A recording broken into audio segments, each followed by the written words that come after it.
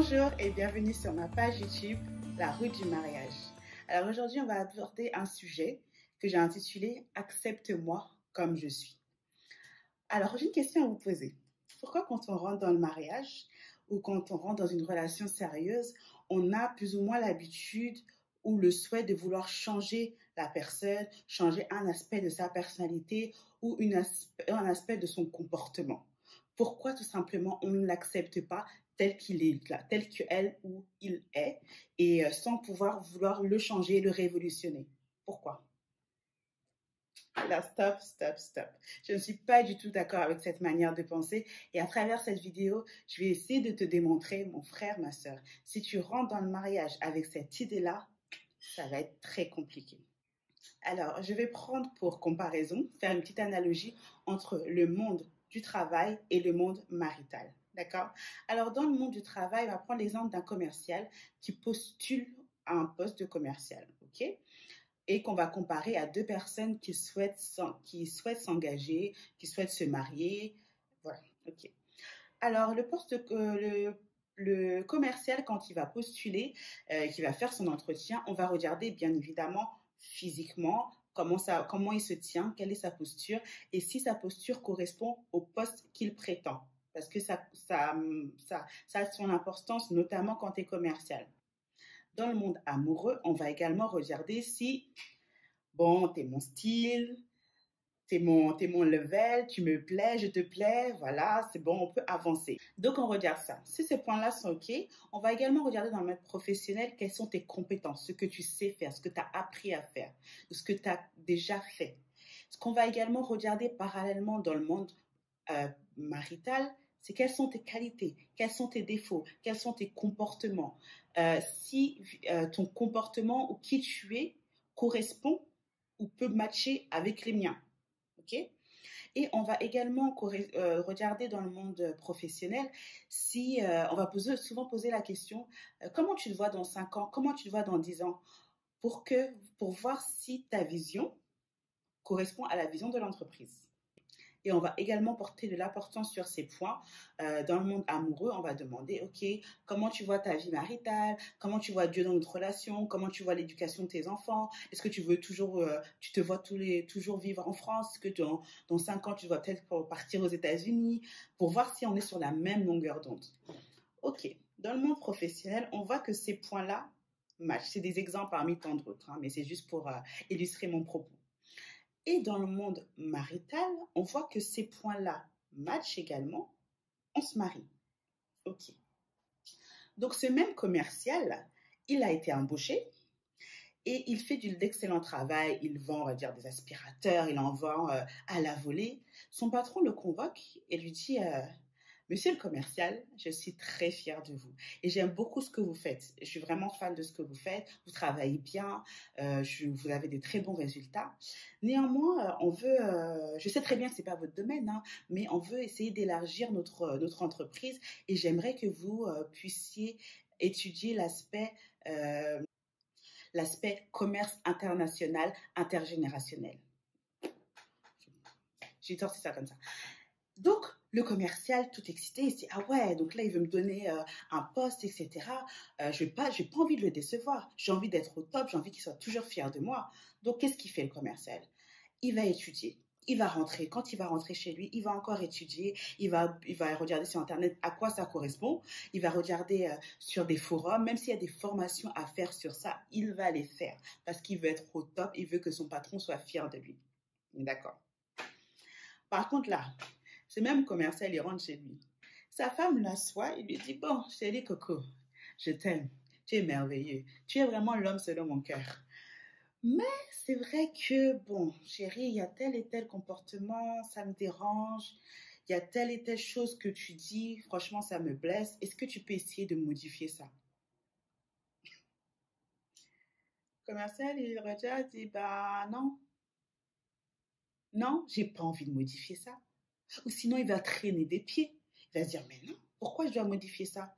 Tu m'as aimé comme ça, tu m'as connu comme ça, tu m'as épousé, tu m'as marié comme ça. C'est pas une femme qui épouse l'homme, comprenez?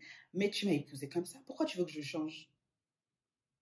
Est-ce qu'on comprend à quel point c'est illogique, à quel point on est prêt à faire des montagnes et des montagnes pour des inconnus ou pour un poste, alors pour la personne avec qui on est censé être un, on rechigne à faire ses erreurs. On y va à reculons, même si on les fait, c'est ah vas-y, prends la tête, toujours elle veut changer les choses, toujours ils veulent me modifier ou toujours ils veulent me changer. Franchement, ma sœur, mon frère, si tu rentres dans ce mariage avec cette mentalité, ça va être compliqué. Ou si tu es déjà dans un mariage et tu es béni d'être marié avec la bonne personne, mais que tu sens à travers cette vidéo qu'effectivement, les efforts que tu devais faire, tu ne les as pas faits, il est temps de changer. Il n'est jamais trop tard. Vraiment apprendre à aimer l'autre comme il souhaite être aimé. C'est très, très, très, très, très, très important. Parce qu'en plus, si je prends vraiment les choses qu'on va vous reprocher en tant que, pour un homme ou pour une femme, c'est pas la mer à boire. Parce qu'effectivement, on vous a aimé, comme l'exemple que j'ai fait dans le monde de l'entreprise, vous avez été accepté, entre guillemets, vous dire ce qui est, on vous a choisi, accepté pour qui vous êtes.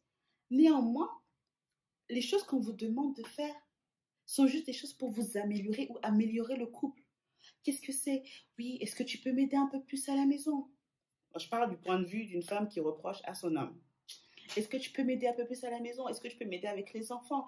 Est-ce que tu peux un peu moins être dehors? Est-ce que tu peux me défendre un peu plus quand il y a des gens qui viennent m'attaquer, qui viennent enfin, je sais pas, qui viennent me critiquer? Est-ce que tu peux être vraiment l'homme de la maison? Est-ce que tu peux un peu plus prier avec moi? Ça aussi, mon frère, ça t'enlève quoi?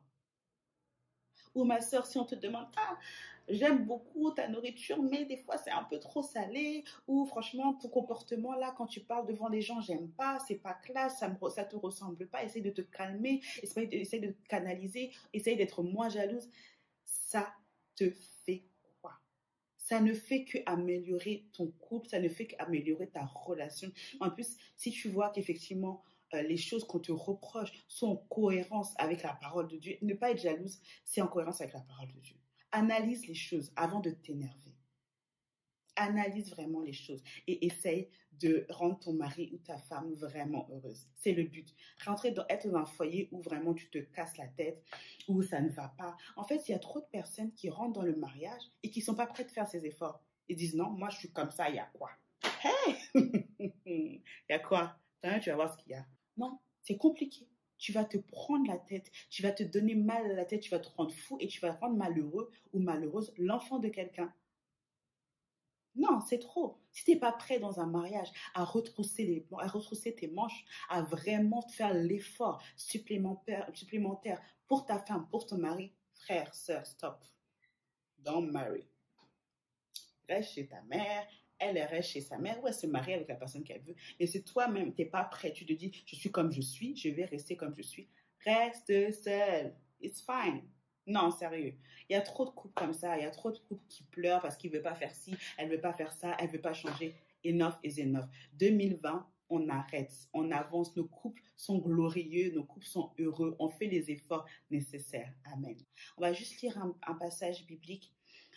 Proverbe 15, 33, la deuxième partie du passage biblique qui dit « L'humilité précède la gloire ». Rentre dans le mariage véritablement avec un cœur humble, un cœur disposé à connaître la personne, disposé à pouvoir l'aimer comme lui ou elle souhaite être aimé. Parce que toi, tu as appris à aimer d'une manière, avec ton background, avec comment tu as vu que ta famille s'aimait, avec tes précédentes relations également, et l'autre personne aussi. D'accord? Donc, si vous rentrez tous les deux dans le mariage en mode, moi, je suis comme ça, je ne change pas. Moi aussi, je suis comme ça, je ne change pas. Ça va pas aller.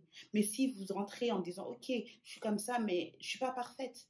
Donc, s'il y a des choses que tu vois en moi qui ne vont pas, dis-le moi, je ferai les efforts. Lui aussi fait la même chose. Ça s'emboîte et ça reste solide. Vraiment, prenez vraiment ça à cœur de pouvoir faire du bonheur de l'autre votre priorité.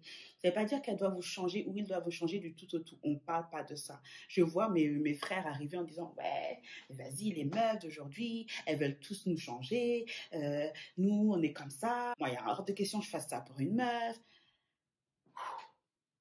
Déjà, on ne parle pas de tes meufs. On parle pas de tes petites copines, girlfriend et tout ça. On parle de ta femme, celle que tu as épousée, celle dans les yeux de laquelle tu as vu que ça sera une merveilleuse femme pour toi, un merveilleux support pour ton avancée, une merveilleuse mère, une merveilleuse épouse, une femme vertueuse, pleine de sagesse. On parle de celle-là. Donc, si tu es dans la catégorie meuf, meuf, meuf, pose ça là-bas. Nous, on parle de femmes. D'accord? On est d'accord. On est ensemble. Et cela marche également dans le domaine sexuel. Bah oui. Évidemment, c'est vrai aussi dans ce domaine-là que tu dois pouvoir analyser la personne, voir ce qu'elle aime, voir ce qu'elle n'aime pas, voir comment elle n'aime pas les choses. Et c'est là également que tu dois faire de son bonheur ta priorité et vice-versa. D'accord? Donc, ma soeur, mon frère, je vais prendre un exemple vraiment pour que ça reste dans la tête. Si ton mari, ce qu'il aime par-dessus tout, qu'est-ce que je vais raconter même? Ce qu'il aime par-dessus tout, c'est qu'on lui caresse le coude. Ça, c'est son truc. Sois la meilleure caresseuse du coude du monde. T'as compris? Tu dois vraiment analyser ce qu'il aime. C'est un exemple. Ah, je ne sais pas, peut-être qu'il y a des gens qui aiment ça. Moi, je ne juge pas. Mais vraiment, ce qui se passe entre les quatre murs de ta chambre demeure entre les quatre murs de ta chambre. Donc, dans tous les domaines de ta vie, mon frère, ma soeur, fais du bonheur de ton conjoint ta priorité. Que Dieu vous bénisse, bénisse vos mariages, bénisse tout ce que vous entreprenez dans le mariage, bénisse vos idées au nom de Jésus. N'oubliez pas de vous inscrire, on se voit très vite pour la prochaine vidéo.